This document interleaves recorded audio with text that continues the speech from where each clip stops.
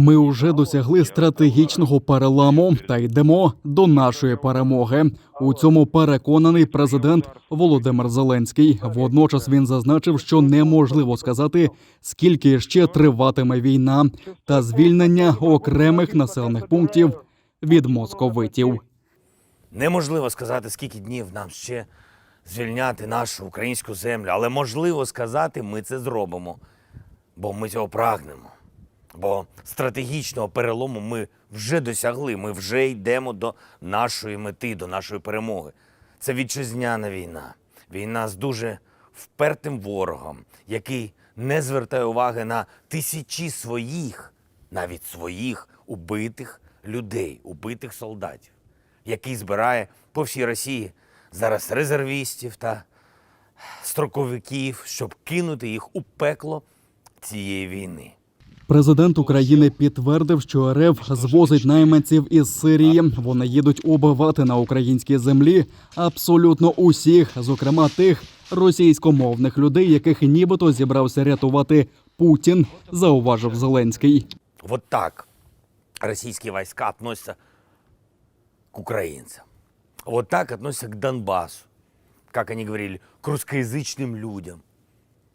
Как они всем кричали о защите, которых в Москве столько всего наговорили.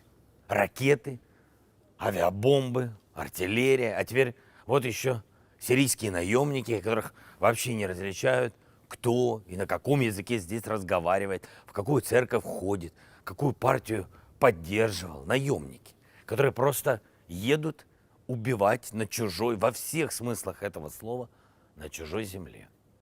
Слава Україні! Українці – гордий народ, який завжди захищатиме своє і не віддасть окупанту ані землі, ані свободи, заявив президент.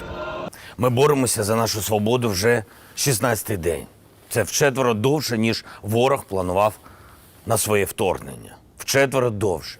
Проти армії, яку вважали однією з найсильніших у світі. Яка сподівалася, що українці здадуться.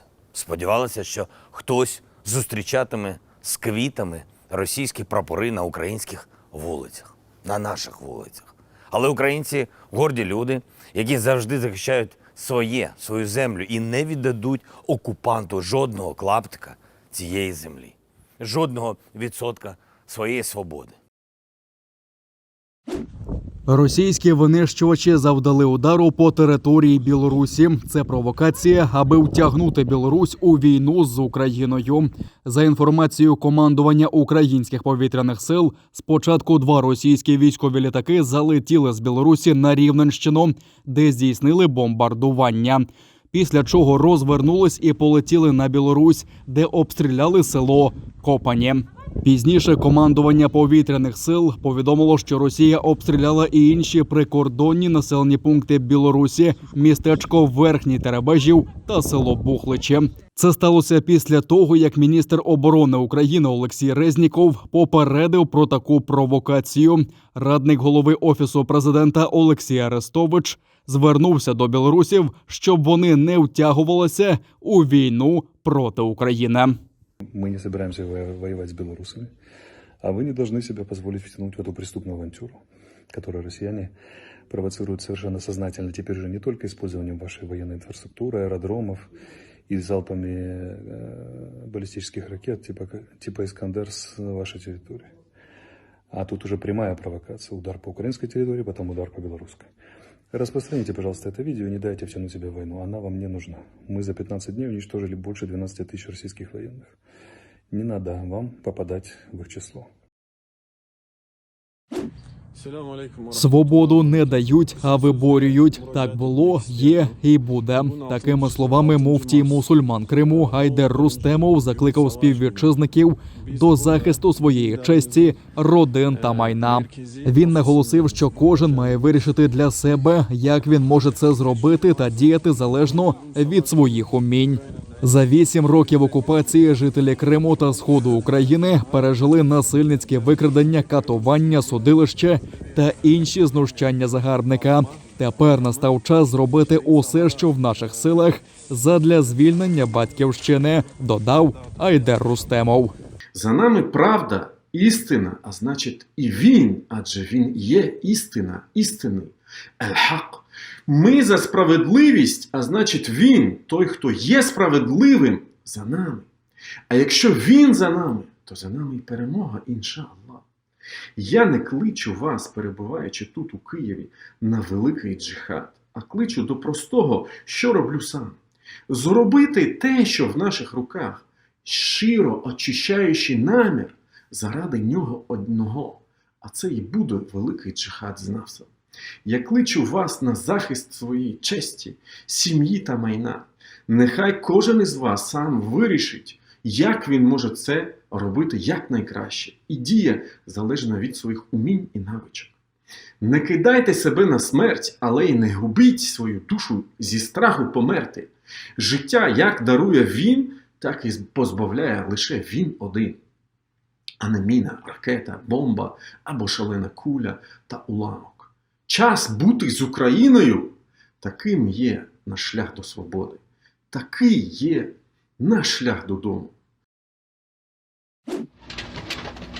Українські військові на Чернігівщині звільнили 5 населених пунктів та дістали 2 трофейні російські бронетранспорти РМ. Про це повідомили в оперативному командуванні «Північ». Ворожі сили не можуть у повному обсязі вести бойові дії. Присутня паніка серед російських офіцерів, кинутих на призволяще найвищим військово-політичним керівництвом. Морально-психологічний стан солдатів також несприятливий, наголошують українські військові.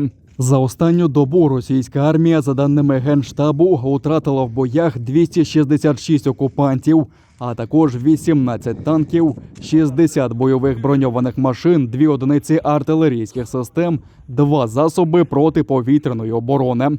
Армія окупанта відступила у Поліському, Сіверському, Южно-Бузькому операційних районах. Її темп наступу знизився. Загарбники не залишають спроб захопити Маріуполь та Сєвєродонецьк. Головним напрямом удару ворога є Київ. Противник протягом доби не здійснив жодного суттєвого просування, зупинений практично по всіх напрямках нашими ракетними, авіаційними ударами та ударами наземних частей. Північніше, західніше Києва була контратака українських військ. Такі самі контратаки були на Харківському напрямку. Протягом ночі наша авіація наносила потужних ударів по скупченням ворога. І саме в вигляді помсти противник завдав ракетних ударів по аеродромах Івано-Франківська, Луцька, по Київщині, по Харківщині, по Полтавщині, по Дніпру і по інших місцях. Це спроба припинити дії нашої авіації, але оскільки вони, скажімо так, фахова підготовка російської армії відома, більша частина цих ударів потрапила по цивільним цілях. Летів бомбити українські міста, при тому, що матір живе на Полтавщині. Мати полоненого пілота з окупованого Криму попросила вибачення в українців. Бойовий літак її сина було збито на Миколаївщині. Жінка каже, що син служив окупантам у полку морської авіації в окупованому Криму. А про те, що він виконував злочинний наказ і тепер у полоні, дізналася з новин. Тепер зрадник відповідатиме перед законом. Меня захлестнула боль и стыд за своего сына. Мы неоднократно в Кременчуге слышали жуткий вой сирен воздушной тревоги. И мне было тяжело понять сына, как можно было выполнять преступный приказ командира про бомбардировку Украины. Естественно, я переживаю за своего сына. Попал в плен, но, слава Богу, остался жив. Прошу прощения перед украинским народом. И прошу за сына и за себя, что не смогла вырастить нормального, достойного человека.